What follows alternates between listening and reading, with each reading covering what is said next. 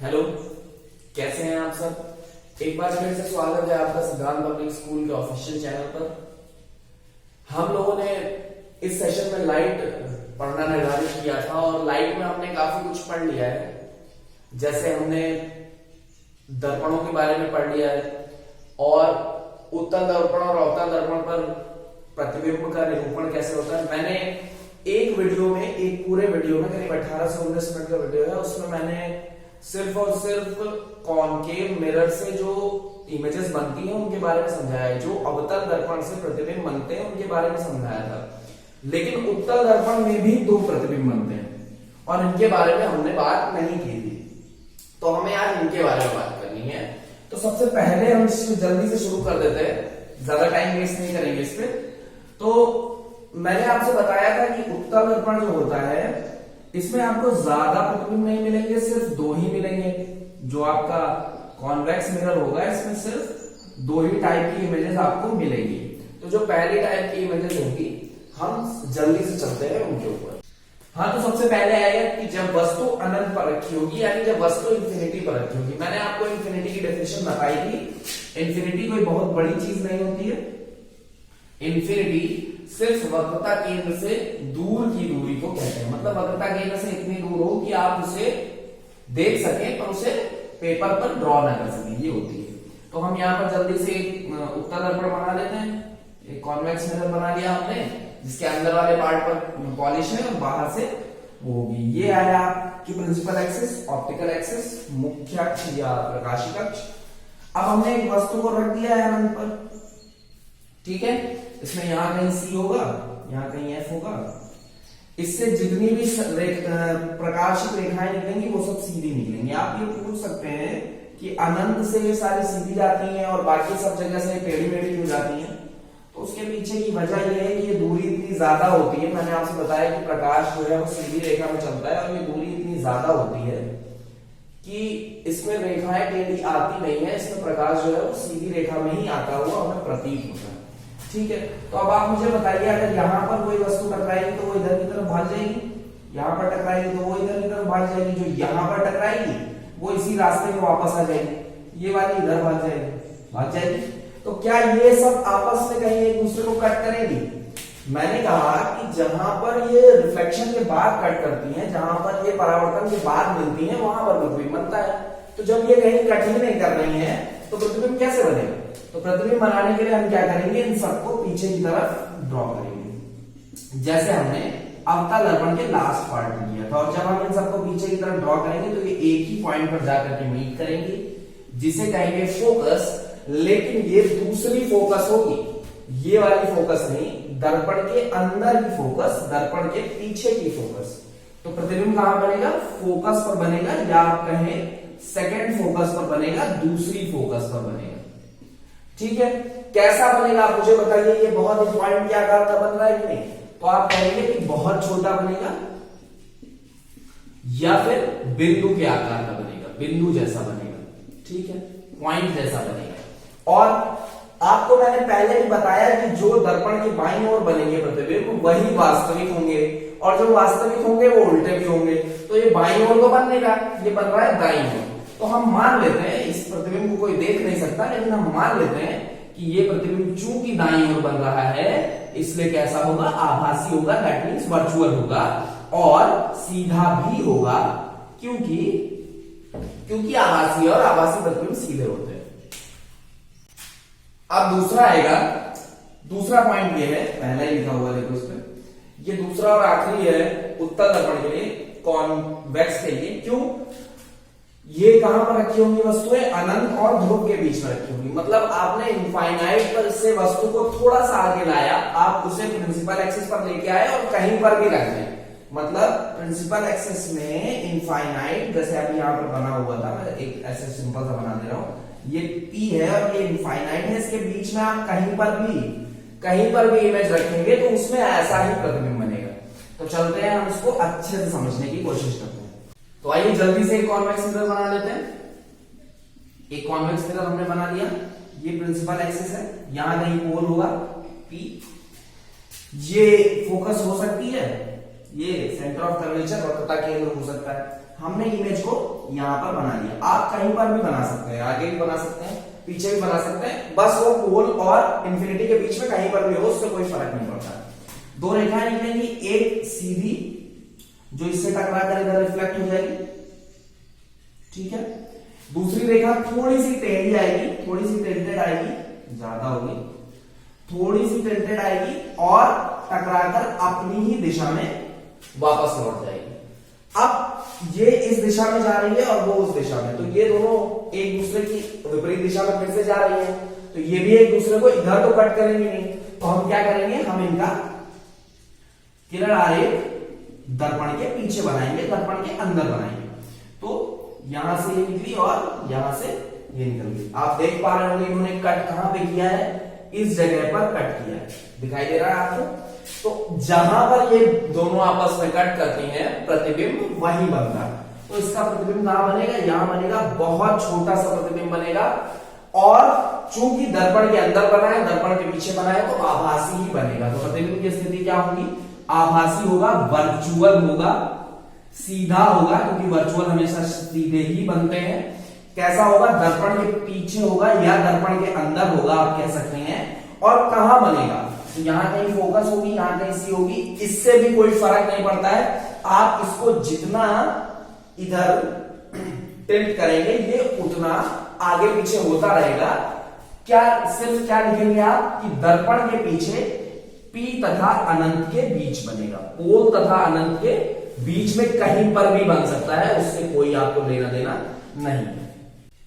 इसके बाद आता है दोनों लेंस मिरर्स के लिए चिन्ह का निर्धारण। चिन्ह मतलब कि आप कौन सी वैल्यू पॉजिटिव लेंगे और कौन सी वैल्यू नेगेटिव लेंगे, कौन सी वैल्यू प्लस में लेंगे, कौन सी वैल्यू माइनस में लेंगे। ये बहुत जरूरी इसलिए है क्योंकि आपको इस चैप्टर में न्यूमेरिकल्स भी लगाने हैं और सवालों में प्लस माइनस की बहुत ज्यादा वैल्यू होती है। तो मैं आपको वो एनसीईआरटी का बेसिक तरीका भी बताऊंगा और उसके बाद आपको अपना बैसाखी वाला तरीका भी साथ में बताऊंगा। अब आप देखिए, जो बेसिक तरीका होता है वो ये होता है कि आप इसको एक कार्तीय तल मान लें, जिसका एक अक्ष ये है और एक अक्ष ये है। इसको आप एक कार्टेशियन प्लेन मान लें, जिसकी एक एक्सिस ये है, एक एक्सिस ये है। अगर आपको एक्सिस के बारे में नहीं पता तो कोऑर्डिनेट ज्योमेट्री का जो फर्स्ट पार्ट वो आप जाके देख ले, लिंक मैं डिस्क्रिप्शन में डाल दे रहा हूं, ठीक है। अच्छा, यहां पे क्या होगा, देखिए जो कार्टेशियन प्लेन होता है उसमें बाईं ओर जो वैल्यूज होती हैं, जो बाएं हाथ की तरफ वैल्यू होती हैं, वो होती हैं नेगेटिव। वो कैसी होती हैं, नेगेटिव होती हैं। आप इसके सामने खड़े हो जाएं, आप इस बोर्ड के सामने खड़े हो जाएं, तो आपके दाईं तरफ कौन होगा, बाईं तरफ कौन होगा, यही तो होगा ये पार्ट। तो इधर जितनी वैल्यूज पड़ेंगी, जितनी भी वैल्यूज इधर पड़ेंगी, वो सारी की सारी क्या होंगी, नेगेटिव होंगी। कैसे होंगी, नेगेटिव होंगी, माइनस में होंगी। और दर्पण के दूसरी तरफ जितनी वैल्यूज पड़ेंगी, दर्पण के पीछे जितनी वैल्यूज पड़ेंगी, वो सारी की सारी पॉजिटिव होंगी। ठीक है, बात समझ में आ रही है आपके। यहां पर आपने मेनली 3 चीजें पढ़ी। क्या, पहली चीज आपने पढ़ी वस्तु की दूरी, दूसरी चीज आपने पढ़ी प्रतिबिंब की दूरी और तीसरी चीज आपने पढ़ी फोकस दूरी। यानी आपने पहले एक ऑब्जेक्ट यहां रखा जिसका जो प्रतिबिंब था वो या तो यहां बना या तो यहां बना, और वो फोकस से पास होता था। ये 3 चीजें पढ़ी। तो इन 3 चीजों का जो निरूपण है, जो इन 3 टर्म्स को हमें लिखना आना चाहिए। तो हम कैसे लिखेंगे, तो हम वस्तु की दूरी को लिखेंगे u से। किससे लिखेंगे, u से। वस्तु की दूरी यानी कि distance of object, distance of object, ये किससे लिखी जाएगी, u से लिखी जाएगी। ठीक, u फॉर अम्ब्रेला। फिर दूसरी चीज आएगी प्रतिबिंब की दूरी। क्या आएगी, प्रतिबिंब की दूरी। प्रतिबिंब मतलब इमेज की डिस्टेंस, डिस्टेंस ऑफ इमेज, ये किससे लिखी जाएगी, ये v से लिखी जाएगी, v फॉर वैन। ये दोनों स्मॉल है, सब स्मॉल है यहां। और इसके बाद तीसरी चीज आएगी फोकस दूरी, फोकल लेंथ। इसको आप लिखेंगे स्मॉल f से। ठीक है, ये चीज आप ध्यान में रखें। अब मुझे ये चीज ध्यान में रखते हुए एक बात बताएं, वस्तु किधर रखी जाती थी, हमेशा इधर रखी जाती थी। दर्पण ये और हमेशा आपने वस्तु को रखा होगा, तो जो वस्तु की दूरी होगी वो यहां से डिराइव की जाएगी। ठीक है, फिर दूसरे नंबर पे आता है प्रतिबिंब की दूरी। तो प्रतिबिंब जो होता है, v जो होता है, ये अलग अलग दर्पण के लिए अलग अलग होता है। दैट मीन्स अगर मैंने अवतल दर्पण लिया है तो प्रतिबिंब कई बार इधर भी बना है और इधर भी बना है अवतल दर्पण में, लेकिन उत्तल दर्पण में क्या होता था, प्रतिबिंब सिर्फ उधर बनता था। तो आपके लिए V निकालना थोड़ा सा मुश्किल होने वाला है, तो इसके लिए आपको मेरी बैसाखी का सहारा लेना ही पड़ेगा। तो चलते हैं सीधे वहां पे। तो ये आपके लिए मैंने स्पेशली अपनी एक ट्रिक बना दी है। ट्रिक क्या है, ये एक्चुअली चिन्ह परिपाटी पर ही स्थित, उसी पॉजिटिव और नेगेटिव पर ही स्थित एक चीज है। मैं आपको सिर्फ रटने के लिए 3 टर्म्स दे दूंगा, सिर्फ याद करने के लिए 3 टर्म्स दे दूंगा, आप वो याद कर लीजिए, तो आपको किसी सवाल में कोई प्रॉब्लम नहीं होगी। बस इतनी सी बात है। अच्छा, मुझे एक चीज बताइए, चाहे दर्पण अवतल रहा हो या उत्तल रहा हो, चाहे कॉन्केव रहा हो चाहे कॉन्वेक्स रहा हो, आप ऑब्जेक्ट हमेशा बाईं ओर रखते थे कि नहीं रखते थे? हमेशा बाईं ओर रखते थे।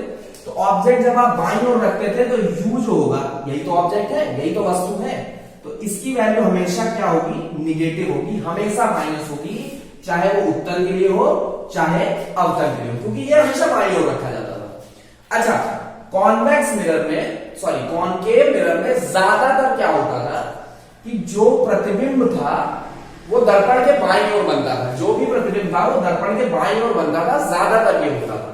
तो यहां पर क्या होगा कि जो V की वैल्यू होगी ना, वो भी कैसी होगी, निगेटिव ही ली जाएगी। बात समझ में आई? अवतल दर्पण में ज्यादातर प्रतिबिंब इधर बनते थे, एक इधर बनता था, लेकिन बाकी सारे इधर ही बनते थे। तो V की वैल्यू ज्यादातर क्या ली जाएगी, नेगेटिव ली जाएगी। और चूंकि U और V दोनों इसी तरफ, प्रतिबिंब भी इसी तरफ बनता था, तो यहां पर FV जो होगा वो निगेटिव ही आएगा। तो अवतल दर्पण के लिए याद करना हो गया आसान, U, V और F तीनों के तीनों निगेटिव आते हैं। एक बात हमेशा दिमाग में घुसेड़ लो कि अभी जब मैं न्यूमेरिकल्स पढ़ाना शुरू करूंगा तो वहां पर अगर F नहीं दिया है, F आपको निकालना है, तब दिमाग एक्स्ट्रा लगा के उसको निगेटिव मत कर देना, वो आपको निकालना है। जब आपको वैल्यूज दी हो ना इनकी, तो उनके साथ आप निगेटिव चिन्ह लेंगे, अगर वैल्यूज नहीं दी है तो फिर नहीं लेंगे। ठीक है, चलते हैं कॉन्वेक्स मिरर की तरफ। इसमें क्या होता है, इसमें भाई साहब आप देख पा रहे होंगे कि U तो आपने निगेटिव कर दिया, लेकिन इसमें जो दोनों प्रतिबिंब बने उनमें जो इमेज थी वो दर्पण के पीछे बनी, यानी दाईं ओर बनी, और दाईं ओर जो इमेजेस होती हैं वो पॉजिटिव होती हैं। तो V की वैल्यू कैसी ली जाएगी, हमेशा पॉजिटिव ली जाएगी। और चूंकि जिधर प्रतिबिंब बनता है फोकस भी उधर की ही वैल्यू रखती है, तो इधर इमेज बनी तो फोकस भी आपकी दाईं ओर ही मानी जाएगी, और ये भी पॉजिटिव होगी। यानी उत्तल दर्पण के लिए सिर्फ और सिर्फ U नेगेटिव होगा, बाकी दोनों वैल्यूज पॉजिटिव होंगी। अवतल के लिए ये तीनों नेगेटिव होंगी। आपको लग रहा होगा कि मैंने बहुत इजी चीज बता दी, लेकिन मैं आपको बता दूं, लोगों की पूरी जिंदगी निकल जाती है सिर्फ ये इतना समझ पाने में। आप इंटर कर लेते हैं, आप ग्रेजुएशन तक आ जाते हैं, उसके बाद भी आपको ये इतनी बेसिक सी चीज समझ में नहीं आती, क्योंकि ये डिटेल में समझाया नहीं जाता। आप इस बात को दिमाग में घुसेड़ लें कि अवतल के लिए सब निगेटिव होगा, उत्तल के लिए सिर्फ U निगेटिव होगा, V और F पॉजिटिव होगा। याद रखिए, मैं दर्पण की ही बात कर रहा हूं, लेंसेज में ये वैल्यूज चेंज हो सकती हैं, मैं कोई गारंटी नहीं कर रहा दर्पण में, लेकिन ये ऐसे ही रहेंगी। सिर्फ एक केस होगा, सिर्फ एक केस होगा जब ये गलत हो सकती हैं, और वो केस ये होगा जब आपके क्वेश्चन में ऑलरेडी दिया हो कि दर्पण जो वस्तु है वो दर्पण के किस ओर रखी हुई है। यानी क्वेश्चन में दिया हो कि हमने एक वस्तु को लिया और उसे दर्पण के पीछे रख दिया। अगर उसने कह दिया कि हमने अवतल दर्पण लिया और फिर भी वस्तु को दर्पण के पीछे रख दिया, तब तो आप इसे पॉजिटिव लेंगे भैया, क्योंकि दर्पण के पीछे चली गई और बाईं ओर तो पॉजिटिव होता ही है, तभी ये गलत होगा, अदरवाइज ये हमेशा सही रहेगा। ये आज के सेशन का एंड है। मैंने बहुत सारी नई नई चीजें पढ़ाने की कोशिश की है। आप एक चीज ध्यान में रखें कि सेशन छोटे करने के लिए ही मैं ज्यादा चीजें नहीं पढ़ा पा रहा हूं, नहीं तो मेरी इच्छा थी कि आज मैं मैग्निफिकेशन, आवर्धन क्षमता और वो जो फॉर्मूला है उसको भी दिखा दूं, तो मैं ये अगली वीडियो में डाल दूंगा। सेशन बड़ा होता है तो आप देखते नहीं है, मुझे समझ में आता है। तो प्लीज प्लीज प्लीज चैनल को सब्सक्राइब करें और करवाएं, और अगर आपको वीडियो अच्छा लगा तो इसे लाइक जरूर करें और अपने दोस्तों के साथ शेयर करें, जिससे मेरे सब्सक्रिप्शंस और ज्यादा बढ़े। तब तक के लिए घर में रहें, सुरक्षित रहें, और चैनल को सब्सक्राइब जरूर करें। चैनल को सब्सक्राइब करें और रेगुलर अपडेट्स के लिए बेल आइकन को जरूर दबाएं।